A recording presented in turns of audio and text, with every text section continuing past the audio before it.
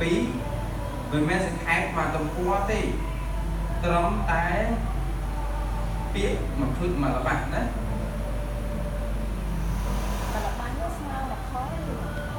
វាអាចជួបាទតែណាអត្ថបទខ្លះខ្លីអាចប្រមាថឃ្លីអានេះយើងវិញអាចសង្ខេបមកល្បះបានចឹងតែមកល្បះហ្មងទៅវាអាចចូលជួឬពីជួចឹងក្នុងមួយកាន់ពីទាំងមូលបាទក្នុងមួយអត្ថបទអธิบายប្រមាណឥឡូវត្រូវអានលោកកបាត់គូ3អានចប់ជាមួយ3នេះគឺអាចសង្ខេបរឿងបានត្រឹមតែពាក្យមកល្បះឃ្លីហ្នឹងបាទតែមួយម៉ាត់ទៅតិចពេកណាបាទនេះគឺសមត្ថភាពតែកូនសិស្សអាចធ្វើបានទី1ហ្នឹងមានទី3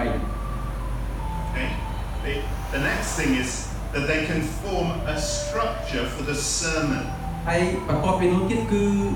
សិស្សអាចមានសមត្ថភាពអាចរៀបចំគម្រោងអត្ថបទអធិប្បាយ This is sermon structure or the structure of the text? The structure for the sermon. We'll talk about how that comes from the text. គម្រោងអត្ថបទអធិប្បាយអានេះគឺសំខាន់ណាស់គឺគាត់អាចធ្វើនឹងបាន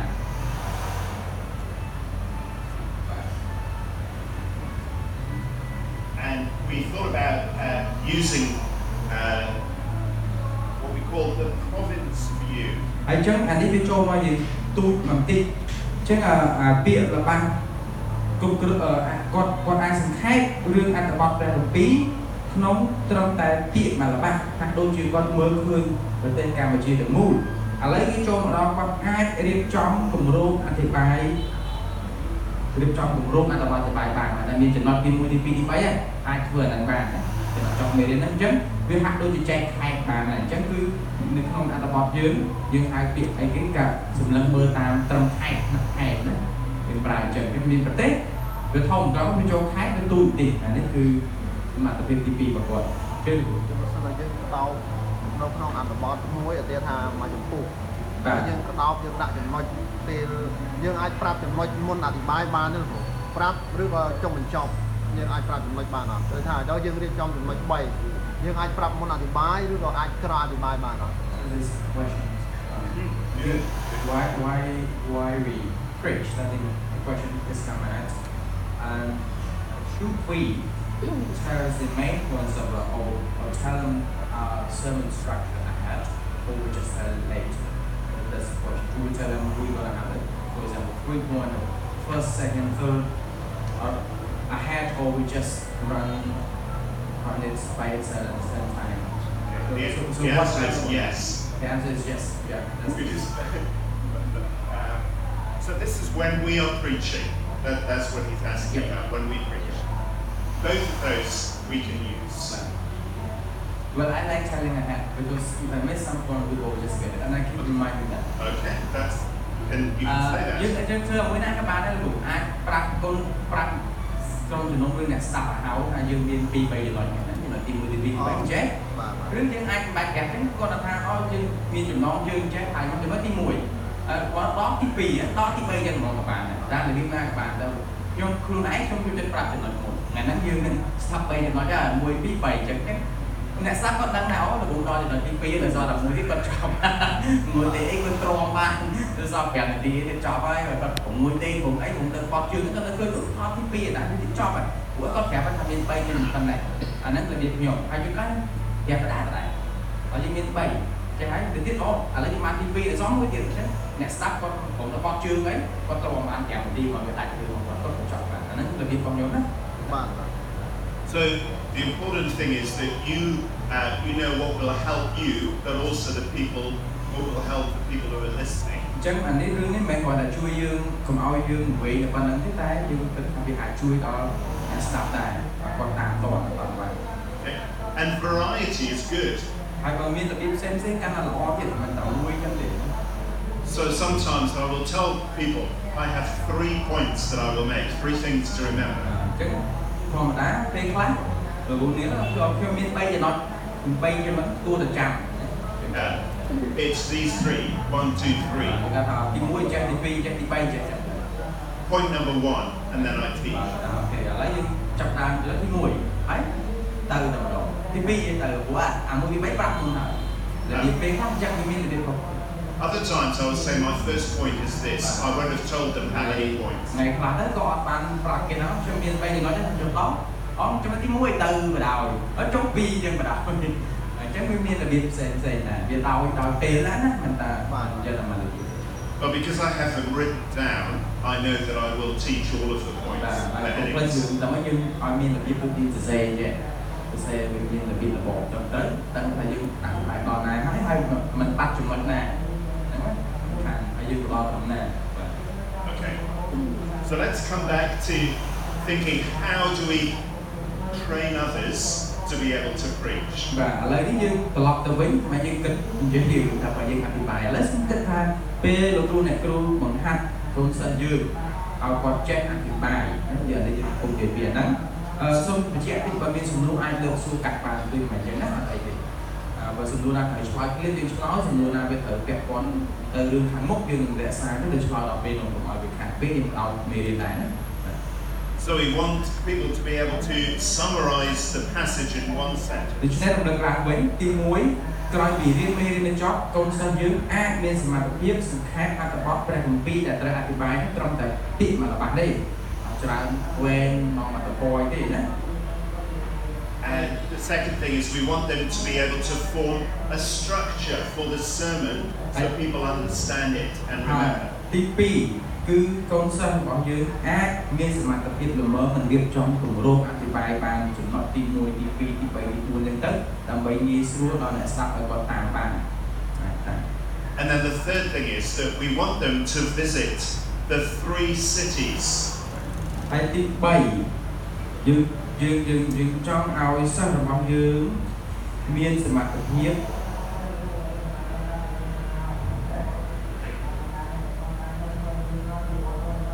អាចធ្វើកិច្ចការ3នៅក្នុងចំណុចមួយដែលយើងនៅក្នុងមេរៀនយើងថាក្នុងមួយខែចែកចេញជា3ស្រុកទៀតចាំបានណា3ស្រុករបស់យើងណា Can you remember what those 3 cities ឥឡូវ are? ស្រុកទាំង3ហ្នឹងមានយើងឲ្យឈ្មោះថាស្រុកអីខ្លះចាំបានទេភ្លេចអស់មែនស្រុកហើយឃុំហើយយើងមានប្រទេសឧទាហរណ៍ជាផែនទីក្រោយមកអាប្រទេសនេះដូចអាពាក្យដែលគេសង្ខេបមួយម៉ាត់នេះឃើញទេវាធំអញ្ចឹងណាក្រោយមកគឺអាចចែកបានទៅជាចំណុចអញ្ចឹងយើងអាចអានេះហៅថាខែគឺទូចទៀតធ្វើឲ្យអត្ថបទនេះវាកាន់តែច្បាស់លាស់ទៀតកាន់តែលម្អិតទៀតហើយនៅក្នុងអាខេតនេះយើងអត់ទៅលេងគ្រប់ស្រុកទេយើងចំណុចធំទាំងអស់នេះយើងអត់បកស្រាយច្រើនយ៉ាងនោះទេយើងរកឲ្យវាសំខាន់តែ3នៅក្នុងហ្នឹងទេដើម្បីឲ្យគេអាចចូលចំណុចនេះបានអញ្ចឹងដើម្បីបញ្យល់ឲ្យចំណុចសំខាន់មួយនេះគឺត្រូវការ3ទៀតគឺចាំបានអត់ Okay. So can they remember, did they use this particular illustration when they were doing level 1, when they were learning level 1? លោកនេះគាត់ចាំបានទេចាំបានថាការនោះគឺលោកគ្រូដែលប្រហាត់យើងការយើងរៀនវគ្គ1គាត់បានហ្នឹងមែនទេចាំបានមានប្រទេសមានខេត្តហើយមានស្រុក3ទៀតនៅក្នុងខេត្តមួយតែឥឡូវស្រុកទាំង3ហ្នឹងគឺយើងឲ្យឈ្មោះរបស់វាចាំបានហ្នឹងមានអីគេចំណុចសំខាន់ផ្លេចអស់ហើយអាហ្នឹងស្រុកទាំង3ហ្នឹងចំណុចសំខាន់គឺខេត្តហ្នឹងនេះប៉ុន្តែនៅក្នុងចំណុចសំខាន់មួយហ្នឹងត្រូវបញ្យល់វាដោយវិធី3យ៉ាងចាំបានទេចាំបានអត់គ្រូចង់តែប្រាប់ឥឡូវមានតែដាក់មកប្រហាត់លេខ1ហើយអត់តន់ទេអត់តន់ទេ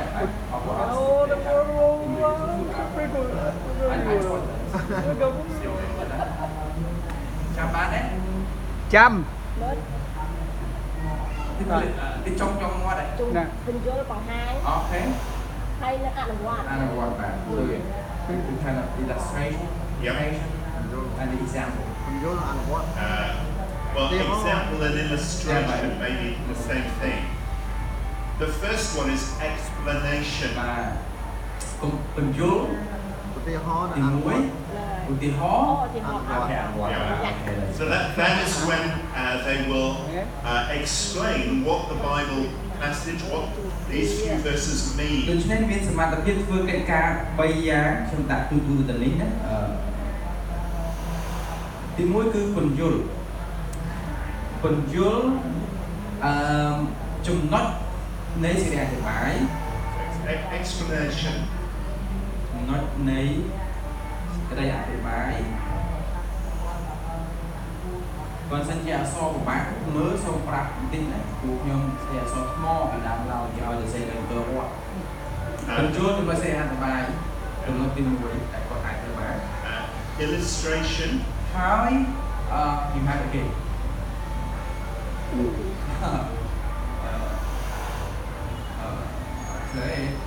្ញុំអាចប្រើពាក្យថាបញ្ជាក់បង្ហាញដោយឧទាហរណ៍បាទណាអញ្ចឹងទៅណាដើម្បីឲ្យយើង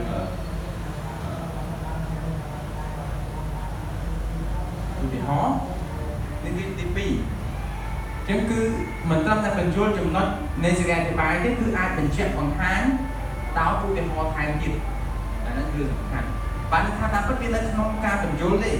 តែបញ្ចូលឲ្យច្បាស់ឧទាហរណ៍ជួយឲ្យច្បាស់ជាងនៅក្នុងការបញ្ចូលទៅហើយ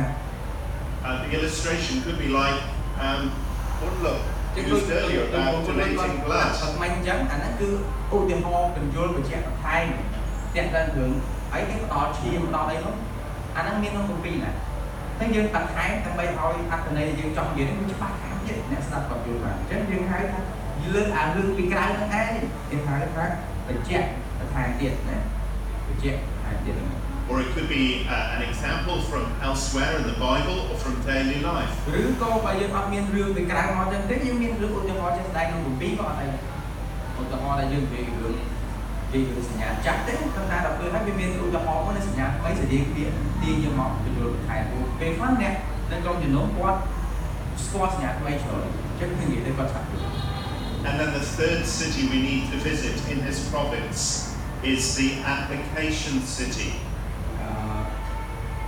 អញ្ចឹងចំណុចទី3គឺសិស្សយើងអាចទាញចំណុចអនុវត្តបានចំណុចអនុវត្តបាទនេះសំខាន់ណាស់គឺគាត់អាចមានសមត្ថភាពទាញយកចំណុចអនុវត្តចេញពីចំណុចសំខាន់ដែលគាត់ត្រូវអធិប្បាយនឹងឯង And then obviously they would move into the next province and again they would have the 3 cities អញ្ចឹងអានេះគឺបន្តមកទៀតគឺដដែលមកទៀតទេគឺថាសិស្សគាត់អាចរៀបចំគម្រោងហើយនៅក្នុងគម្រោងមានចំណុចរបស់វាមួយហើយចំណុចហ្នឹងឯងគឺឆ្លងកាត់3ចំណុចទូចៗគឺមានការបញ្យល់មានការបង្ហាញដោយឧទាហរណ៍ឬយើងអាចមានការទាញយកចំណុចអនុវត្តអញ្ចឹងដល់ចំណុចទី2ក៏ធ្វើអញ្ចឹងទី3ក៏ធ្វើអញ្ចឹងដែរត្រូវតែបញ្យល់ត្រូវតែមានឧទាហរណ៍បញ្ជាក់បន្ថែមឲ្យអ្នកស្ដាប់យល់ហើយត្រូវតែទាញទៅអនុវត្តលោកគ្រូជឿមានអីសំណួរទៀតខ្ញុំចង់សុំឡើងលើតិចគ្រូចង់សួរបញ្ជាក់កន្លែងព្រះគម្ពីរដូចថាយើងក្តោបព្រះគម្ពីរឲ្យទៅជាមួយល្បះឧទាហរណ៍ដូចថាគម្ពីរញ៉ាំថ្មីឧទាហរណ៍រឿងយូសែបហើយយើងក្តោបយ៉ាងម៉េចដែលយកមកល្បះដើម្បីបញ្យល់ដល់អ្នកស្ដាប់ឲ្យងាយយូសែបរឿងយូសែបម៉ារីបាទយូសែបពីញ៉ាចាស់ហើយយើងចង់ក្តោបមកល្បះដើម្បីយើងដូចថាបញ្យល់ដល់អ្នកស្ដាប់ឲ្យគាត់ងាយយល់ព្រោះនៅក្នុងហ្នឹងគាត់បាននិយាយថាព្រះគម្ពីរត្រឹមពាក្យមួយល្បះអញ្ចឹងយើងប្រើមួយល្បះអាទៀតថាវានិទានកថាយើងអធិប្បាយអំពីនិទានកថាមុននឹងបកប្រែខ្ញុំចង់បញ្ជាក់ជាមួយលោកបាទលោកព្រោះរឿងយូសែបវាឆ្លងកាត់ច្រើនជំពូកហើយវាមានឈុតរឿងរបស់គ្នាបាទព្រោះចង់និយាយពីរឿងតាក់ពីយូសែបទៅគេចាប់បាទដាក់ឲ្យរហូតដល់ខ្លាយជារដ្ឋមន្ត្រីឬក៏ចង់និយាយពីយូសែបចំណុចណាបាទយើងគ្រាន់តែក្តោបរបស់តែត្រឹមយូសែបដែលបងគាត់ចាប់ចំណែនដោយសារពុកគាត់ឆ្លាញ់យូសែបជាងអញ្ចឹងហើយយើងគ្រាន់តែក្តោបថាបែបអញ្ចឹងតែយើងអាចឲ្យយ៉ាងម៉េចដែរហ្នឹងហើយយើងអាចក្តោបរបស់យ៉ាងម៉េច He wants to have let's say an example from you how would you summarize the story of Joseph particularly in a point that his brother sold him to Egypt. Just that. So how would you summarize that? As an example, how can we summarize text in one sentence? I'm a little bit concerned that we may they get too far off track.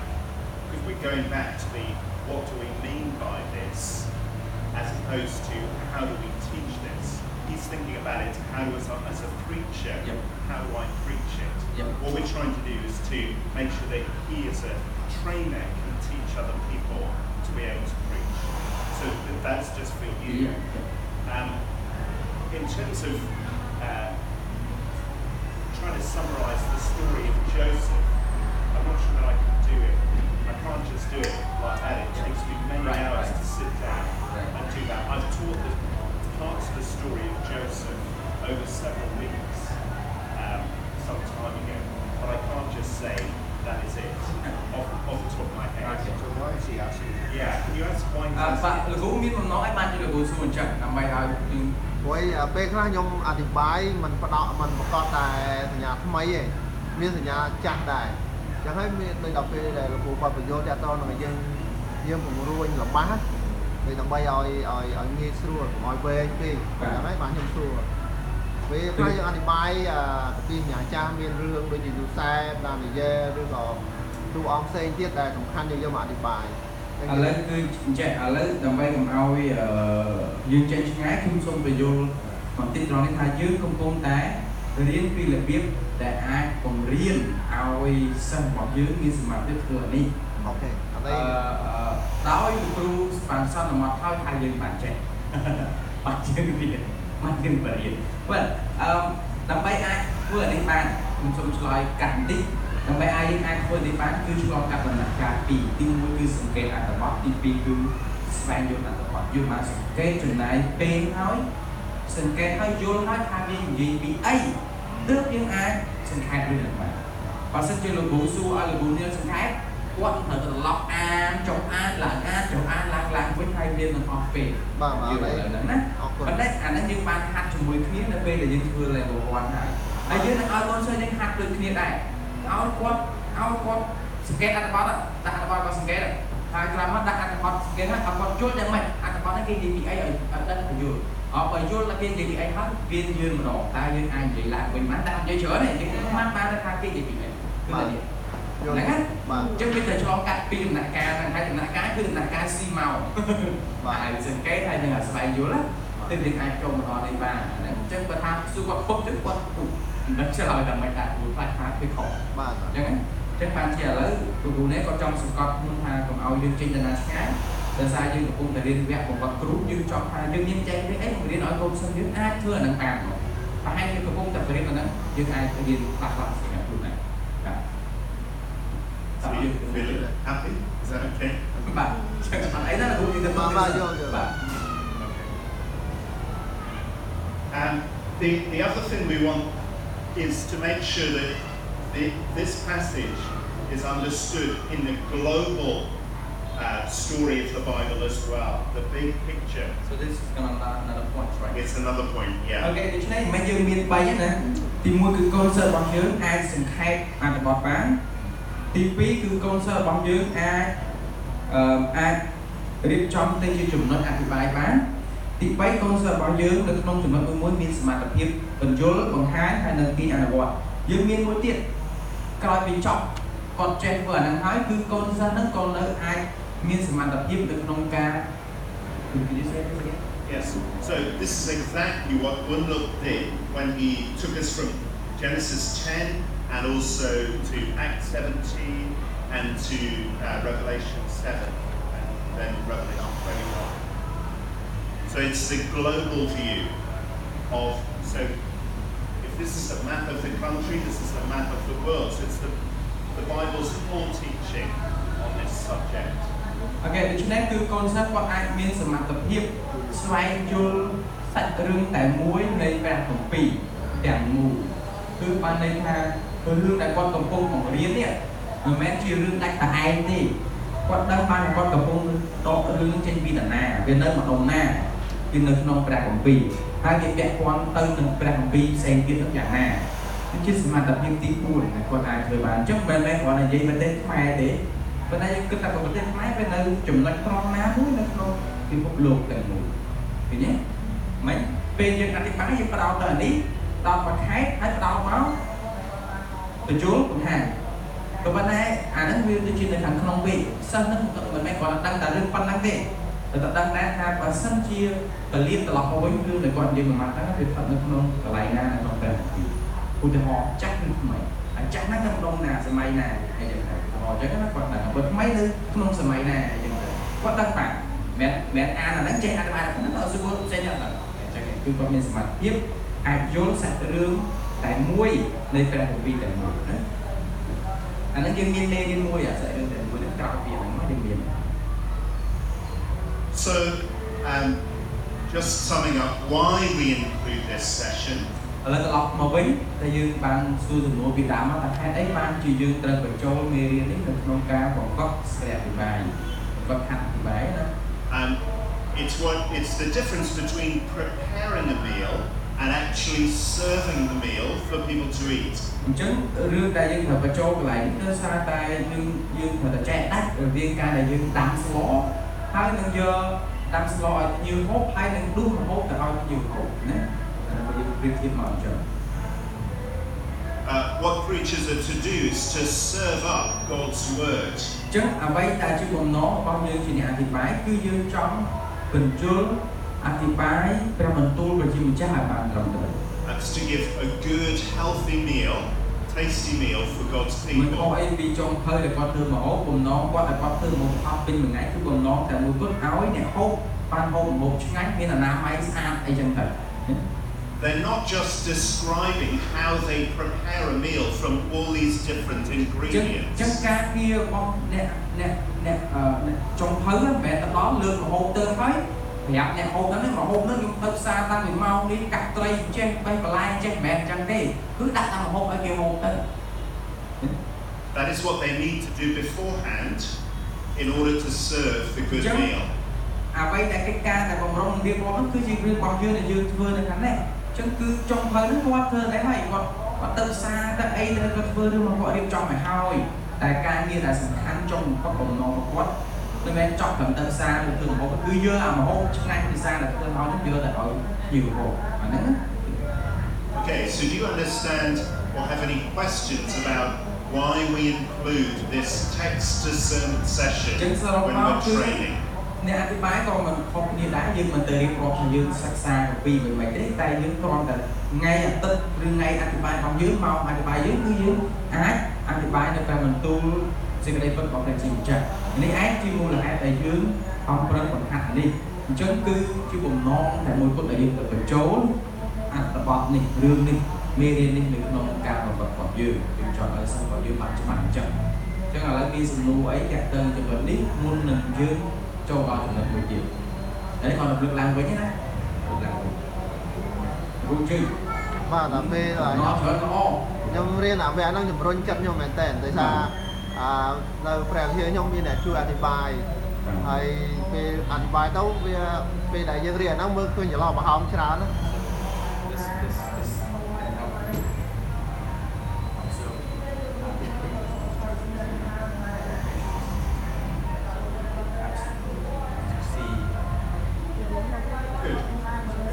ហើយខ្ញុំកំពុងគិតថាធ្វើយ៉ាងម៉េចដែលខ្ញុំយកទៅបង្រៀនឲ្យដូចលោកគ្រូបង្រៀនខ្ញុំដែរបង្រៀនពួកគេ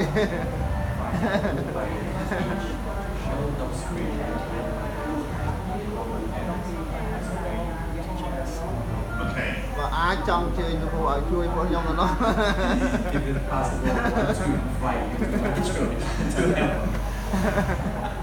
The reason everybody is here for this training is so that you can go and do it in your own churches and your own areas. អរគុណលោកគ្រូសម្រាប់យោបល់នេះជាមូលហេតុដែលយើងមានវគ្គនេះយើងមានវគ្គនេះគឺដើម្បីឲ្យលោកគ្រូទាំងអស់គ្នាត្រៀមខ្លួនបំពាក់បំពន់ខ្លួនឯងអ្នកគ្រូតាហ៊ានណាឥឡូវឡើងជាតាហ៊ានធម្មតាគឺមេតាហ៊ានទៀតដើម្បីឲ្យយើងអាចត្រឡប់ទៅវិញជួយអ្នកអធិប្បាយផ្សេងទៀតនៅក្រុមជំនុំរបស់យើងព្រោះក្រុមជំនុំតែទូចល្មមយើងមានតែម្នាក់គឺប៉ុន្តែគុំតែមាន2នាក់ទេយើងមិនបាក់ឲ្យគុំតែមាន3នាក់ទេយើងមិនបាក់ពួកគាត់ឬអាចមានផ្សេងទៀតក្រុមជំនុំមិនផ្ទះតែក្បែរហ្នឹងអាចជួយពួកគាត់ So you can help one another. Maybe you help. You teach together in a group activity. យើងជួយគ្នាទៅវិញទៅមកទៅជួយអ្នកគ្រូទៅគាត់អត់ថាឡើយអ្នកគ្រូឧទាហរណ៍ថាគាត់ជាអ្នកដែលបកកែ ពីឬឧទាហរណ៍ចឹងណាដល់តមេរៀនហ្នឹងជួយអ្នកគ្រូឲ្យទៅរៀនមកមេរៀនហ្នឹងគ្រូអីស្ដាប់អ្នកគ្រូបកកែកន្លែងហ្នឹងគ្រូទៅជួយលើកឡើងនេះឬអីយើងអាចជួយគ្នាអញ្ចឹងបានយើងមិនគិតថាមកវាអធិប្បាយយើងធ្វើម្នាក់ឯងទាំងអស់ដល់កន្លែងណាមួយគិតថាមានម្នាក់ស្គាល់គាត់មើលធ្វើឡើងហ្នឹងបកកែហើយយើងជួយគាត់ឲ្យទៅយល់គាត់បាន Okay, តែយើងទៅឲ្យសវយផងណា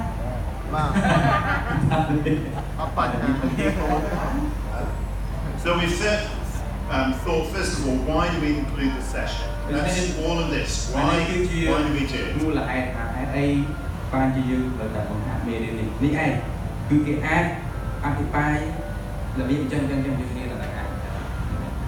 So that is what we need to remember and understand, but we don't need to teach this stage to them. អានេះមិនមែនយើងទៅបរៀនគេទេណាអានេះសញ្ញាខ្លួនយើងឲ្យយល់ដឹងខ្លួនឯងនេះទៅដល់តែមកយើងបរៀនពីរបៀបសង្ខេបបរៀនពីរបៀបចេះមិនមែនទេយើងដឹងខ្លួនយើងថាឲ្យចាប់អានេះជាបំណងនៅពេលយើងបរៀនមេរៀនហ្នឹងយើងប្រហាត់មិនឲ្យកូនចេះអញ្ចឹងប្រហាត់ឲ្យចេះអាមួយនេះប៉ុន្តែយើងមិនទៅប្រាក់គេថាយើងនឹងប្រហាត់អាហ្នឹងទេតែខ្លួនឯងត្រូវដឹងថាយើងកំពុងប្រហាត់គេចេះហ្នឹងកាលណាគេបានចេះទាំងអស់ហ្នឹងគឺបានថាយើងជួបជ័យមេរៀនមួយហ្នឹងគឺប្រហាត់បានដល់ទៅឡើង So what do we need to teach them when we teach this session? ចុះឥឡូវយើងនិយាយអស់ហើយពីមូលហេតុពីបំណងដើម្បីបង្ហាត់មេរៀននឹងចុះរបៀបដែលនឹងរៀនឲ្យគេចេះអាហ្នឹងវិញទៅមិន Well, the first thing is that we do the first exercise. ឥឡូវរបៀបដែលនឹងបង្ហាត់ឲ្យគេចេះទាំងអស់នេះម្ដងណាចូលដល់វគ្គក្តៅអាហ្នឹងគាត់បំណងលោកបានទេគ្រូលោកបានទេបានអញ្ចឹងបានអញ្ចឹងចូលដល់វគ្គក្តៅណាគ្រូទៅសួរមិញហ្នឹងថាធ្វើម៉េចឥឡូវធ្វើម៉េចអាចរៀនឲ្យគេចេះអញ្ចឹងបានអញ្ចឹងឥឡូវយើងដល់កន្លែងណាលោកបានចោល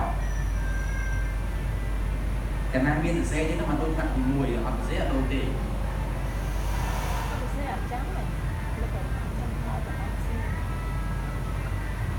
Trong mày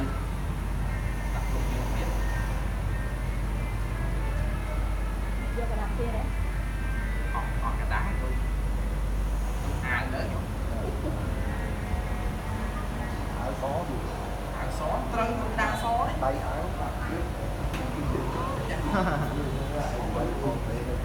bàn chân là bóng điện tập Beneath these ones up. That's too complicated. Okay, the first one. So you make a note. First exercise: you draw the map on the board, or show them a picture of the map. ចឹងវិធីទី1សូមចងចាំចាប់តាមឡើយគឺយើងឲ្យកូនសិស្សយើងរៀនធ្វើលំហាត់មួយអាចណូតទុកគឺឲ្យកូនសិស្សយើងរៀនធ្វើលំហាត់ទី1គឺយើងគូររូបផែនទីស្អាតមិនស្អាតដល់ឲ្យតែបានដូចណាគូររូបផែនទី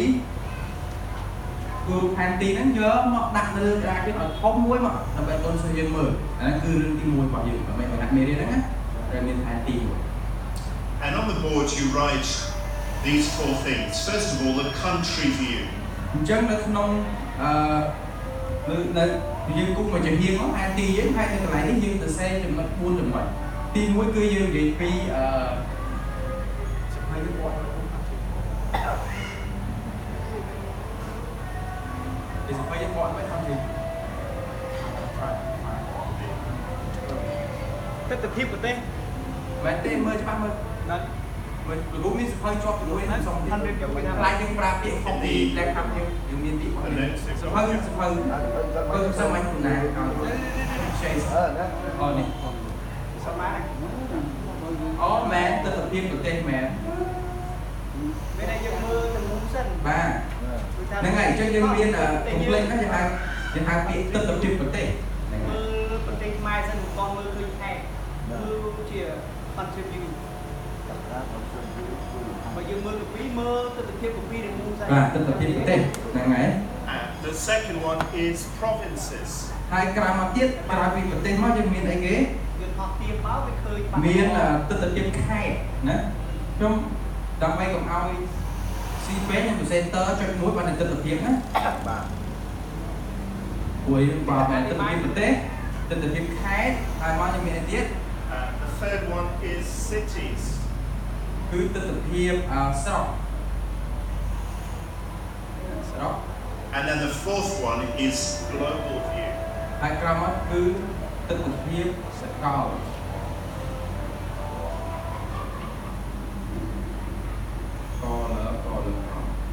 សកលណាយើងមានទិដ្ឋភាពប្រទេសខេត្តស្រុកហើយបានយើងទៅអាសកលក្រោយគេមិនសកលមុនទេ So what you need to do is to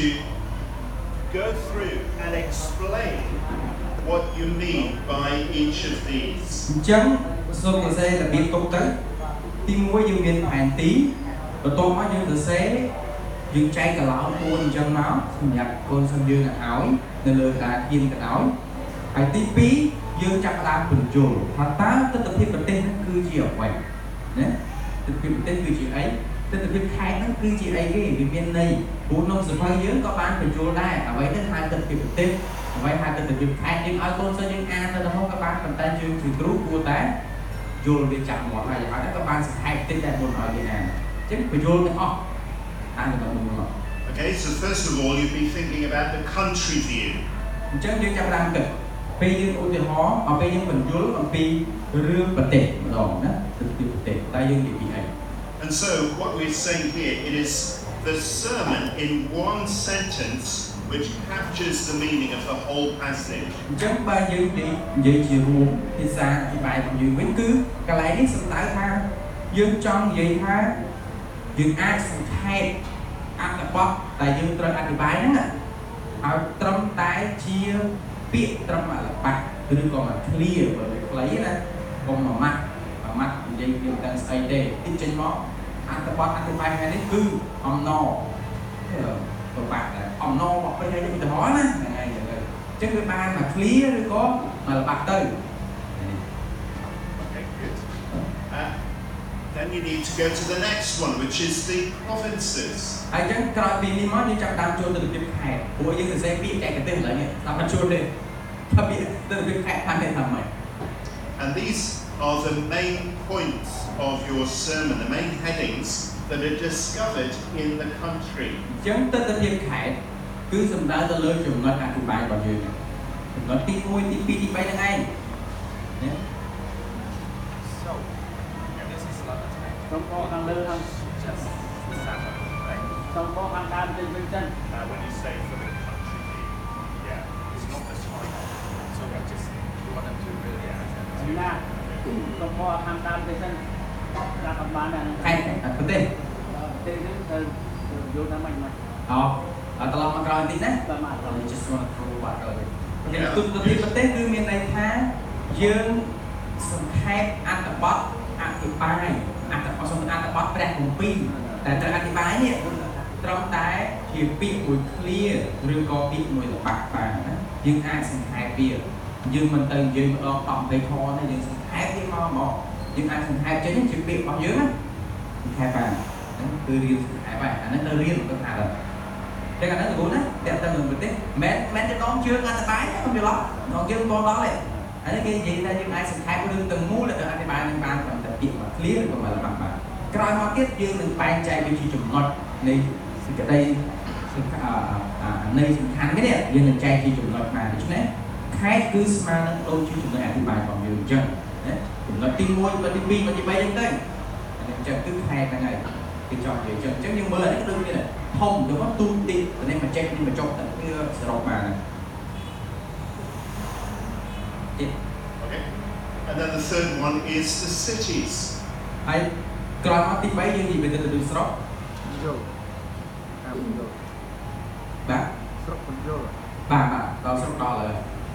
So we need to explain that as we visit each province, we must visit these three cities. Chứ không biết đại dương cho từ bao chừng mà nên sẽ thì bái xong đồng lên bay chừng hết tôi làm bay hỏi kỳ vô thà tá chúng ta thì bay như cái này thằng mày chân viên chạy đây chỉ srop hay srop trước tay tại miền bay trên đây mày nè bay srop mà drop lọc So dương miền miền ta vô ta bay bán đấy bạn ra để good. So you remember the first one we must visit is the explanation of this part of the chân bay Bible dương viên cái message. lại srop dương xong trăm bị bay chừng mất tim cuối cứ bình dương thì cái là bay bỏ sải chừng mất ăn thì bái xong bình dương idea And then the second one, we want to be illustrating, so that's the next city we visit. ឧទាហរណ៍បង្ហាញបញ្ជាក់បន្ថែមឲ្យគេយល់កាន់តែច្បាស់ឃើញទេអានេះគឺស្រុកទី2របស់យើងឧទាហរណ៍ខេត្តស្រុកប្រទេសគឺភាសាបច្ចេកទេសដើម្បីថាយល់របស់យើងតែនៃប្រកបរបស់វាមិនមែនខេត្តស្រុកទេណាគឺចំណុចអធិប្បាយហើយមកបញ្យល់ហើយមកឧទាហរណ៍ឲ្យទៀត And then the third city is application. អនុវត្តបាទអនុវត្តចឹងចំណុចមួយនេះគឺមានបញ្យល់មានបញ្យល់មានឧទាហរណ៍បង្ហាញហើយក្រោមមានអនុវត្តនេះចំណុចវាអធិប្បាយមួយណា So our sermon, as we're preaching this sermon, we visit all 3 cities in some of the provinces. It's not possible to do all of the provinces. អញ្ចឹងយើងសូមចាំថាយើងពេលខ្លះមិនមែនទៅបញ្យល់ទៅឧទាហរណ៍ទៅអនុវត្តគ្រប់ចំណុចអធិប្បាយទេដូចយើងនិយាយពីខេត្តដើម្បីឲ្យយើងស្គាល់ប្រទេសកម្ពុជាមួយឧទាហរណ៍យើងមិនមែនតើដើរគ្រប់ខេត្តទេយើងដើរទៅត្រឹមពេញយើងអាចយល់បានដល់ខេត្តកណ្ដាលខ្លះៗឬប្រហែលគ្នាឬយើងដើរទៅត្រឹមព្រៃវែងយើងអាចយល់បែបស្វាយរៀងឧទាហរណ៍អញ្ចឹងអត់មានពេលទៅគ្រប់ខេត្តទេពេលអធិប្បាយពេលខ្លះអញ្ចឹងដែរក៏អត់មានពេលឲ្យយើងលើកឧទាហរណ៍គ្រប់ទៅចំណុចហ្នឹងដែរឬក៏ដើម្បីឲ្យយល់ចំណុចសំខាន់តើអធិប្បាយពី10ចំណុចទេតែ3 4ចំណុចហ្នឹងគេបានហើយក្នុង3 4ចំណុចហ្នឹងយើងលើកនេះមកចឹងក៏ដូចគ្នាដែរគឺគ្រូក៏បញ្ជាក់ប្រាប់ Okay, so we understand the first 3 that we've got to go យល់ through. ច្បាស់ហើយណាចឹងពាក្យចែកទេសតែច្រឡំណាពាក្យចែកទេសណាពាក្យចែកទេសណាតែនៃពិតនេះផ្សេងអានេះពាក្យចែកទេសណា The fourth one is the global. អញ្ចឹងទី4យើងនិយាយទិដ្ឋភាពសកលណានេះគឺ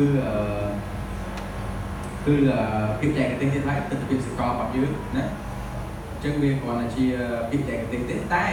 នៃចំវាគឺជាអីប្រកបណាទិដ្ឋភាពសកល So here we're showing how the country sits within the global map. អញ្ចឹងនៅកន្លែងនេះគឺយើងធ្វើម៉េចឲ្យកូនសិស្សរបស់យើងអាចយល់បានបង្រៀនប្រាប់គាត់ថាតើអត្ថបទដែលយើងអធិប្បាយនេះមកចំពុកនេះវានៅកន្លែងណានៅក្នុងព្រះគម្ពីរទាំងមូលគឺព្រះគម្ពីរទាំងមូលដូចសកលលោកចឹងណាឃើញទេតើវានៅក្នុងកាន់គម្ពីរណាតើកាន់គម្ពីរហ្នឹងវានៅក្នុងសញ្ញាណាវាចាស់មិនឲ្យសញ្ញាមួយហ្នឹងតើវានៅក្នុងប្រភេទមួយណាប្រភេទប្រវត្តិសាស្ត្រឬក៏ប្រវត្តិណាអីគឺវានៅក្នុងហ្នឹងឲ្យឃើញឲ្យច្បាស់ចឹងគឺអត្ថបទដែលយើងអធិប្បាយនេះតើវាត្រូវគ្នានៅត្រង់ណានៃអត្ថបទព្រះគម្ពីរទាំងមូលបូកទាំងខុសទៅមួយកាន់នេះបាទ So here we're showing people or we want people to remember to think about this Bible passage within the whole of the Bible's យើង teaching ចង់ឲ្យសិស្សរបស់យើង and message. គាត់អាចមានសមត្ថភាពចាំបានថាគម្ពីររបស់គាត់ដែលគាត់អធិប្បាយនេះវានៅតារាមួយនៅក្នុងព្រះគម្ពីរទាំងមូលទៅដឹងអាហ្នឹង Okay, so any questions about this part ឥឡូវ so far? ឥឡូវមុនតទៅមុខទៀតតើមានសំណួរអីទេដែលណាអត់ច្បាស់ទៅពលានគេវិញខ្ញុំអាចពយល់គេមិនបានដែរណាគិតទៅណាខ្ញុំអាចពយល់គេយ៉ាងអីហ្នឹងអីខ្ញុំទៅពយល់គេក្នុងសភើយើងមាននេះហើយទៅយកទៅពលានគេតាមសភើហ្នឹងឃើញទេហើយនេះគឺយើងសង្ខេបទេមានសំណួរទេហើយក៏ត្រូវចំណាយពេលមកផ្លែគិតគេលោកគិតមិនទាន់គឺសំណួរសួរហើយគាត់គូធំហ្នឹង Now, to teach this probably takes about 30 minutes. ចឹងបើយើងគិតពីរយៈពេលលោកគ្រូសូមចំណាយពេលច្រើនពេកយើងប្រើកន្លះម៉ោងអីបានដែរដើម្បីយើងពយល់អីណាពយល់ខ្ញុំគិតថាយើងនិយាយភាសាយើងមិនយូរដល់ប៉ុណ្ណោះ Remember that this will be the first time probably that people have heard this or been thinking about it. អញ្ចឹងក៏ត្រូវចំណាំតែថាប្រហែលជាអ្នកដែលចូលរៀនហ្នឹងគាត់អត់ធ្លាប់រៀនរបៀបចឹងពីមុនមកទេហ្នឹងអញ្ចឹងយើងអាចត្រូវការពេលក៏ត្រូវឲ្យពេលគាត់បើមិនជានឹងធ្លាប់ឆ្លងកាត់វគ្គដល់បដាពីណាមកហើយវាអាចលឿនជាងនឹងទៀត But the next thing to do is to give some examples where you allow people to see how you do this when you're preparing. អញ្ចឹងច ចូលពីក្រោយតែពីយើងបញ្យល់យើងចូលមកដល់វគ្គទី2គឺយើងឲ្យឧទាហរណ៍ complete យើងត្រូវលើកឧទាហរណ៍ដល់សិស្សរបស់យើងឲ្យឧទាហរណ៍ថាតើបើសិនជាយើងមានអត្ថបទមួយតែយើងត្រូវធ្វើដូចតែអញ្ចឹងយើងត្រូវឲ្យឧទាហរណ៍ដល់សិស្សនៃការរៀបចំវាឲ្យច្បាស់ណានៃការរៀបចំអត្ថបទនឹងបានទីមកឧទាហរណ៍នៃការរៀបចំពីអត្ថបទព្រះគម្ពីរទៅជាអត្ថបទអធិប្បាយយើងឧទាហរណ៍ឲ្យសិស្សយើងមើលពីរបៀបដែលយើងអាចធ្វើបានណា So it's like having somebody watching over your shoulder while you're studying the Bible passage and learning. អញ្ចឹងវាហាក់ដូចជាទៅពេលដែលយើងឲ្យឧទាហរណ៍ហ្នឹងហាក់ដូចជាយើងកំពុងតែនាំគាត់ឲ្យមកមើលណាតែយើងធ្វើមិនចាប់ដើមទៅធ្វើមិនអាចសង្ខេបគម្ពីរមិនបានចែកចំណុចមិនបានអញ្ចឹងណាអាហ្នឹងឯងគឺយើងពេលដែលឲ្យឧទាហរណ៍គឺកំពុងតែនាំគាត់ឲ្យមើលយើងតអញ្ចឹង So you could use two different examples. អញ្ចឹងនៅក្នុងនេះគឺយើងប្រើឧទាហរណ៍ពីរណាយើងអាចប្រើឧទាហរណ៍ពីរ And I think the examples we used were John chapter 2 verses 1 to 11. ចឹងទី1យើងប្រើយូហានជំពូក2ចាំបានអត់ Yeah. And the other one was Colossians chapter 1 verse 28 and 29. ហើយមកយើងមានកូឡូសជំពូក1ខ28ដល់29នេះជាឧទាហរណ៍ដែលយើងនឹងឲ្យគាត់រៀនធ្វើជាមួយគ្នា You don't have to use those passages, but they're both from the New Testament. One's a gospel, one is a letter. អញ្ចឹងមិនមែនថាយើងត្រូវតែប្រើអត្ថបទតែពីរហ្នឹងទេតែអត្ថបទពីរនេះយើងអាចដឹងបានថាមួយនេះគឺជាដំណឹងល្អមួយនេះគឺសវត្ថផលពរណា So we try and choose short passages that we are familiar with as the teacher. ក្នុងកន្លែងដែលយើងប្រើឧទាហរណ៍នេះលោកគ្រូអាចប្រើឧទាហរណ៍ខ្លួនឯងបានប៉ុន្តែអត្ថបទដែលលើកយកមកនេះជាអត្ថបទដែលយើងចេះហើយសិក្សាហើយបែងចែកមិនបានល្អហើយអត្ថបទដែលធ្លាប់អធិប្បាយហើយណាខ្ញុំយកថ្មីមកដែរសិនស្រួលទាំងដល់ And it's probably it is much better to use New Testament passages than Old Testament passages because they will need to be quite long for Old Testament. ចឹងល្អមួយទៀតសូមប្រើព្រះគម្ពីរសញ្ញាថ្មីកណ្ដាលសញ្ញាចាស់ក្រៅលើវាតាក់ទាញតរសាស្ត្រច្រើនព្រោះឲ្យយើងពិបាកក្នុងការរៀនសង្ខេបឬបញ្យល់វាឲ្យយល់ច្បាស់ចឹងបើព្រះគម្ពីរសញ្ញាថ្មីមានរឿងមួយចំនួនវាដាច់ម៉ាត់យើងស្រួលណាស់ហើយកូនសិស្សក៏គាត់អាចយល់ដឹងច្រើនពីរឿងសញ្ញាថ្មីហើយក៏គាត់លឺច្រើនជាសញ្ញាចាស់ផង So let's take the first example. ឥឡូវយើងសាកល្បងជាមួយគ្នាហាត់ធ្វើថ្ងៃហ្នឹងយើងព្រឹកហ្នឹងយើងរកយកតែមួយនេះទេយើងមកធ្វើគឺយូហានជំពូក2ខ11ខ1ដល់ខ11ណា And so we will do key observations, things that we discovered from observing the passage. អញ្ចឹងដើម្បីឲ្យយើងអាចចូលមកដល់នេះបានយើងនិយាយពីខាងដើមត្រូវឆ្លងកាត់ដំណាក់កាល2ទី1គឺសង្កេតអត្ថបទទី2ស្វែងយល់អត្ថបទសិនទើបអាចចូលមកសង្ខេបវាបានមិនអាចនឹងឆ្លងកាត់សង្កេតឬក៏ស្វែងយល់ឲ្យមកសង្ខេបការទេអញ្ចឹងយើងនឹងគ្រាន់តែជំនុំពិនិត្យមើលចំណុចសង្ខេបហើយនឹងស្វែងយល់ផ្លេចមួយគ្នាសិនដើម្បីធ្វើឲ្យបាន Can you remember this the picture of the jigsaw puzzle with the hand and a piece from the jigsaw puzzle? That was about thinking about the context for the passage. អញ្ចឹងនៅក្នុងការដែលយើងស្វែងយល់អត្ថបទប្រហែលជាលោកគ្រូអាចនឹងចាំពីរូបមួយយើងឃើញមានដៃមួយដល់អាកន្លែងអាភារីរូបចំណែករូបប្រហែលនៅក្នុងសភៅយើងនេះយើងមានអាហ្នឹងគឺមេរៀននេះពេលនេះគេដាក់ដៃគេចាប់ដាក់រូបអញ្ចឹងបានថារឿងមួយដុំហ្នឹងនៅពេលដាក់ចូលទៅវាត្រូវជាមួយងាយជាមួយឯងអញ្ចឹងគឺជាការដែលយើងត្រូវដឹងថាអត្ថបទដែលយើងនឹងយកមកអធិប្បាយមកសិក្សានេះវាមានបរិបទដែលដូចនេះ And then the other little picture that you've been given is about the content of the Bible passage, seeing what is in here. ហ ហើយក្រោយពីយើងមើលអំពីបរិបទវាពីរឿងខាងមុខខាងក្រោយឆ្វេងស្ដាំវាមានអីតាក់ទាញមួយវាហើយយើងត្រូវមើលអត្ថបទនោះតួតែម្ដងឲ្យបានស៊ីជម្រៅជាងមុនគេឲ្យរូបកាយចិត្តមួយគឺតាក់ទងជាមួយនឹងអត្ថបទព្រះគម្ពីរទាំងតួមិនមែនគ្រាន់តែដឹងថាវាមកពីណាចេញពីណាប៉ុន្តែឥឡូវវានឹងតួមានអីកើតឡើងអានេះគឺយើងដើម្បីពង្រីកវាឲ្យវាកាន់តែបាន And you will have already covered that in the observing the passage and understanding the passage, those sessions. អញ្ចឹងអាមួយនេះយើងបាននិយាយទៅគឺយើងបានធ្វើរួចហើយនៅក្នុងវគ្គស្វែងយល់អត្ថបទវគ្គសង្កេតអត្ថបទហ្នឹងណាអញ្ចឹងមុននឹងចូលមកដល់នេះគឺសិស្សយើងឆ្លងកាត់ពីវគ្គហ្នឹងហើយ Yeah. So we tell them about the observations we've made as we look at this first passage. អញ្ចឹងនៅពេលដែលលោកគ្រូចាប់ផ្ដើមមកឧទាហរណ៍អត្ថបទនេះសូមប្រាប់កូនសិស្សផងថានៅក្នុងអត្ថបទយើងនេះយើងបានសង្កេតឃើញចេះហើយយើងស្វែងយល់ឃើញថាអត្ថបទនេះគេនិយាយពីចេះយើងអាចប្រាប់គេបានប្រាប់កូនសិស្សឲ្យមុននឹងយើងចូលដល់នេះ And then we share with them that the struggle we've had about putting the meaning of the passage into a single sentence to make a country view. បើសិនជាដល់កន្លែងដែលយើងត្រូវសង្ខេបរឿងព្រះគម្ពីរនេះឲ្យទៅជាពាក្យមួយឃ្លានេះទិដ្ឋភាពប្រទេសនេះ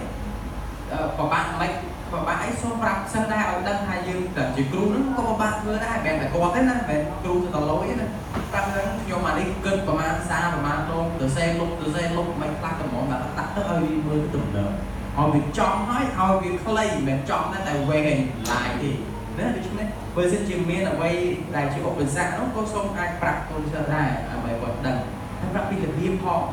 ដើម្បីធ្វើអានឹងបានណាខ្ញុំគិតទៅណែខ្ញុំប្រមូលចំណុចទៅណែប្រមូលនេះដាក់ទៅមិនមែនធ្វើបានប្រាប់គាត់ដែរ And then you let them see how that country view gradually takes shape as you continue to study and think hard about the passage. អញ្ចឹងនៅពេលដែលលោកគ្រូគិតថានេះវាពិបាកមែនដោយសារយើងក៏បានធ្វើនេះល្អអញ្ចឹងនៅពេលដែលលោកគ្រូចាប់ផ្ដើមប្រាប់កូនសិស្សថាដើម្បីឲ្យអាចសង្ខេបពីមកពីមួយម៉ាត់ហ្នឹងតែឆ្លងកាត់តែខ្ញុំមើលទៀតថាវាមានរឿងអីកើតឡើងមានមនុស្សប្រមាណអ្នកកើតនៅភូមិណាកន្លែងណានងណាមានរឿងអីកើតឡើងអញ្ចឹងណាហើយគឺពាក់ព័ន្ធនឹងអាខំមុនបន្តទៅវាស្អីខាងក្រោយទៅវាស្អីតាក់ទងមកនេះរហូតទៅខ្ញុំអាចបង្កើតបានថាសរុបមកគឺយើងចេះណាគឺវាតាក់ទាញគ្នា And then you let them see how the provinces can be seen within your country view, within the main point of the passage. អញ្ចឹងក្រោយពីខេត្តនេះបានហើយវានៅជាពាក្យម្ដុំមួយម៉ាត់ទេកូនសិស្សឬក៏អ្នកស្ដាប់គាត់អាចយល់មួយម៉ាត់នេះប៉ុន្តែគាត់ចង់ឲ្យល្អិតជាងនឹងទៀតពិបាកបន្តិចដូច្នេះយើងប្រាប់គាត់ថាក្រោយពីខ្ញុំបានសង្ខេបពាក្យអត្ថបទមកជាមួយឃ្លាឥឡូវនេះខ្ញុំចែកទៅជាចំណុចដើម្បីឲ្យកាន់តែងាយយល់ល្អិតជាងនឹងទៀតបើបានមួយចំណុចនេះគឺយល់កាន់តែច្បាស់ជាងអាមួយម៉ាត់នេះទីមួយម៉ាត់ហ្នឹងវាយល់ដែរតែវាយល់ជារួមបើបានស្ដាប់តអា2 3នេះទៀតដែលខ្ញុំចែកចំណុចហើយស្រេចនេះផ្អែកទៅលើព្រះគម្ពីរដែលបានសង្កេតបានឯនេះហើយកាន់តែយល់ច្បាស់ទៀតយើងប្រាប់គាត់មកថាក្រោយពីសង្ខេប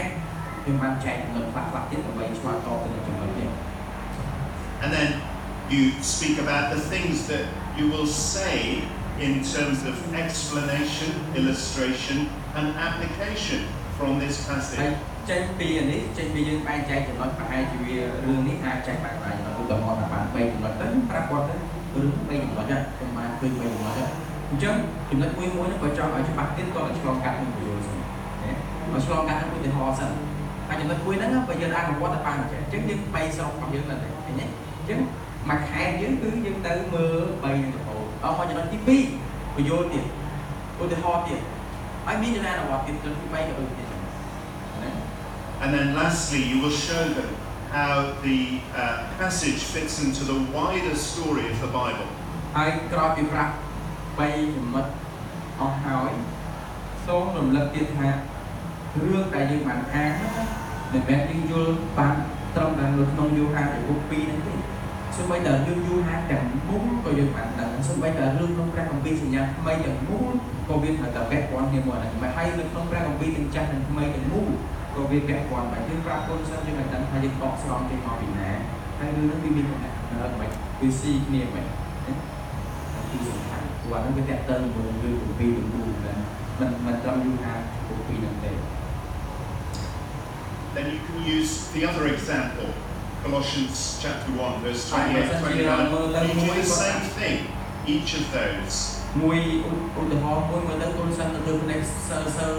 tôi tây sao đấy còn toàn vô lên chứ à là ủi từ hoa mùi tiền áo bên vợ và mày ai dùng mà áo ủi từ hoa sao ủi từ hoa ở cơ lông mùi tiền chẳng hạn ở cơ lông tiếp phải chơi cho mùi tiền chẳng hạn là bảo họ sẽ kẹp mình ai vô bây giờ mày hai lấy hai ba đấy hai ba là lấy chay thì nói chuyện chay mà cho nói ở đây cho nó cũng cho mình vô bạc nèแต่คุณจะพอแบกไหมมีในการรู้ว่าเคยได้โปรยเกียรติแต่ตามโดดด่าจากหนังหนอแต่เรื่องตัวลงนั้นอ่ะบุกมวยนั่นอ่ะตัวแกพอมือตัวลงถึงมูเรียไหมแกพอถึงมือหนึ่งสัญญาไปถึงมูเรียไหมแต่เติมปีถึงมูแล้วเป็นไหมได้ไปซีเรียไหมมีชาร์ปอกนี่ยังไหมแต่เนี่ยอันนั้นบุกนี่ยังไหมเวียความเติมนี้หรือเวียแต่ช้างนี้หรือไปโยนนี่มาแทงยังไงต่างกันแบบ Okay, any questions so far? อะไรยังสัตว์ยังไม่สัตว์ตรีสไลด์นะ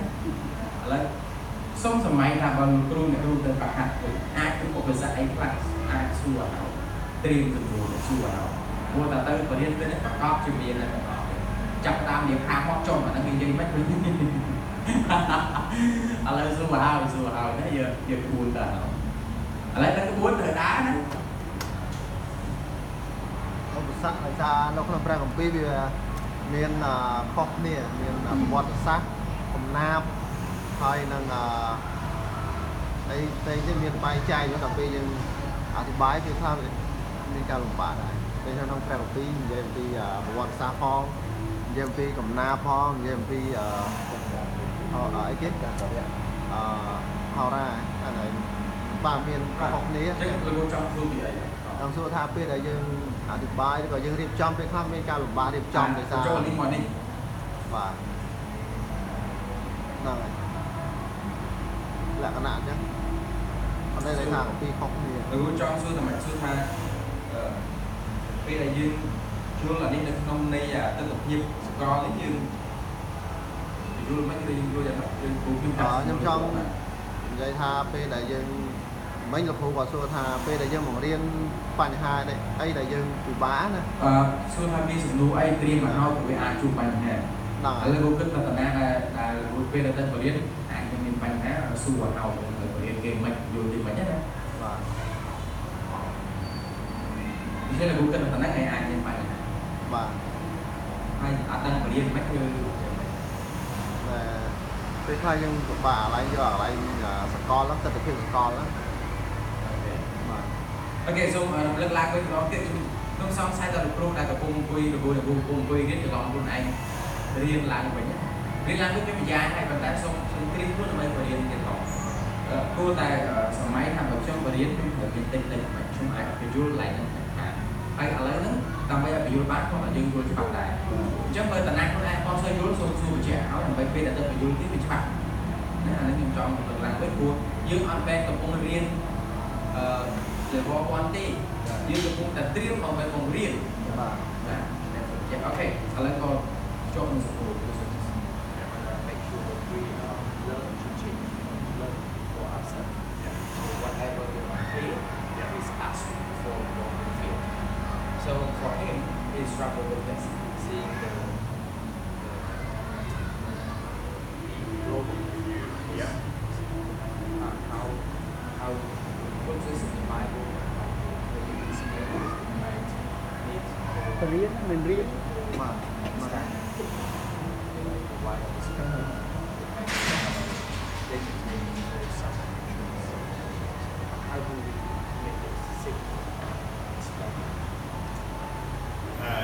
How do we make it simple for when we're training others? ឥឡូវខ្ញុំលើកសំណួរលោកគ្រូថាបើសិនយើងទៅបរិញ្ញាកន្លែងនេះថាយើងធ្វើម៉េចឲ្យវាជាសាមញ្ញឲ្យកូនសិស្សគាត់អាចយល់បានពីខាងវាពាក់ព័ន្ធបរិសាពីហើយគាត់គ្រាន់តែគាត់អត់តែទៅសាលាពីអត់ស្គាល់មានពេលគាត់ទៅគាត់អត់យល់ហើយធ្វើម៉េចឲ្យវាសាមញ្ញអាចទេអ